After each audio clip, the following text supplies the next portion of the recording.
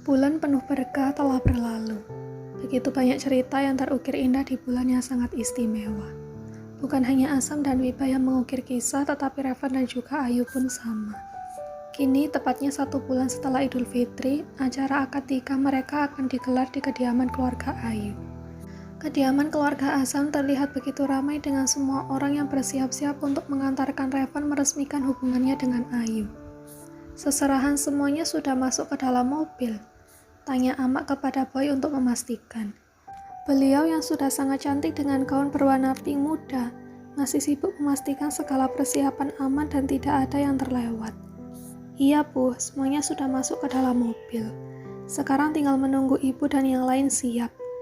Ini sudah jam 8. Perjalanan akan memakan waktu dan kemungkinan kita bisa terjebak macet. Onde-mande, benar juga itu. Kalau begitu Amak mau ke atas dulu. Jangan-jangan Revan belum siap. Baru saja Amak hendak naik ke atas, tiba-tiba Asam muncul dengan langkah terburu-buru menghampiri Amak. Amak, lebih baik ke kamar Revan sekarang. Dia sudah siap, tapi sepertinya dia gugup sejak tadi wajahnya pucat. Apa? Amak tak banyak bicara lagi. Ia segera bergegas melangkah menaiki tangga sambil menarik-narik gamisnya agar tidak terjatuh saat menaiki tangga. Asam segera menyusul dari belakang. Beberapa hari belakangan ini Revan terlihat begitu fokus untuk menghafal surat Ar-Rahman yang menjadi mas kawin yang diminta Ayu. Namun menjelang hari H, Revan nampak dilanda kepanikan. Ia takut mengecewakan Ayu saat hari akad nikah. Sampainya di depan kamar, Amak segera membuka pintu dan langsung masuk menghampiri Revan yang sedang duduk di tepi ranjang sambil tertunduk. Terlihat di sana juga ada Biba dan Mama Asam. Revan, kamu kenapa? Revan menggeleng perlahan. Sejujurnya dia merasa tidak apa-apa, tetapi raut wajahnya begitu pucat dan berkeringat sepertinya membuat orang mulai khawatir. Aku tidak apa-apa, Mak, tapi sepertinya hanya gugup saja. Aku sudah menghafal surat Ar-Rahman, namun aku takut sesampainya di depan penghulu nanti malah semua hafalanku ambiar lalu. Jangan khawatirkan hal yang tidak pasti terjadi, potong Amak. Beliau menepuk bahu sang putra dengan cukup keras.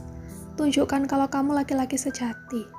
Kamu tidak perlu takut karena niat baik kamu diiringi dengan restu orang tua, keluarga, dan tentu saja restu Allah Subhanahu wa Ta'ala. Sebentar lagi kamu akan melepas masa lajang. Ama dan ayah sangat bangga kepada kamu. Jadi apapun yang kamu lakukan, restu kami akan seiring berjalan. Sekarang kamu coba atur nafas dulu pelan-pelan. Hembuskan perlahan.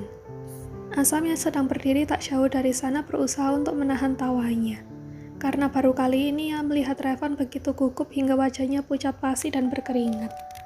Awalnya Asam merasa takut jika sepupunya itu akan batal fokus dan acara hari ini akan kacau. Namun melihat semua ucapan Amak yang membuat Revan menjadi lebih tenang, kekhawatiran Asam mulai hilang. Tuh, dengar kata Amak. Sudah, jangan dipikirkan, jalani saja, sahut Asam. Insya Allah niat baik akan terlaksana dengan lancar. Bismillah dulu udah, sambung Biba. Mata Revan mulai terpejam. Ia mencoba untuk mengatur nafas dan meyakinkan dirinya. Bismillahirrahmanirrahim. Tak lama ia segera berdiri dari posisi duduknya, menatap satu persatu orang yang ada di ruangan itu. Oke, aku siap, ayo berangkat. Nah gitu dong, kamu bikin kaget saja, Van, ucap Mama sambil mengelus dada. Situasi di kediaman keluarga Ayu nampak begitu ramai. Terlihat di depan sana sudah terpasang tenda yang dihiasi dengan begitu indah meski sederhana, tetapi terlihat cantik dan juga nuansa tradisional begitu terasa.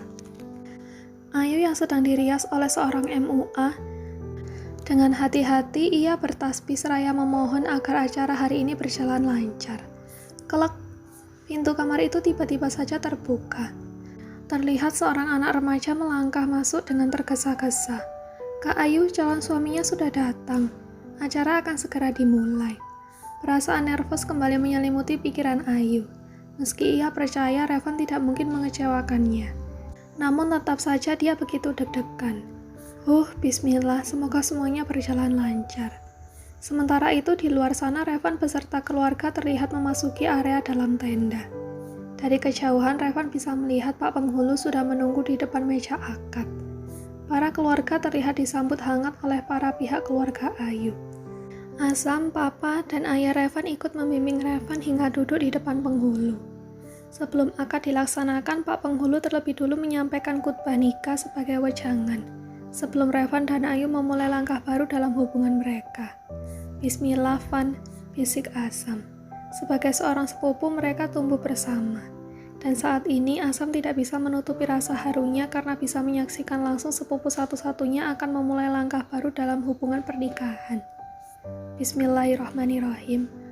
Setelah kata itu terucap lirih, Revan memegang sebuah mic untuk membacakan surat Ar-Rahman yang menjadi mas kawin permintaan Ayu. Semua bacaan terucap dengan jelas seirama dengan keseriusan untuk menghalalkan wanita yang ia cintai. Tak lama akhirnya ia selesai membacakan surat tersebut.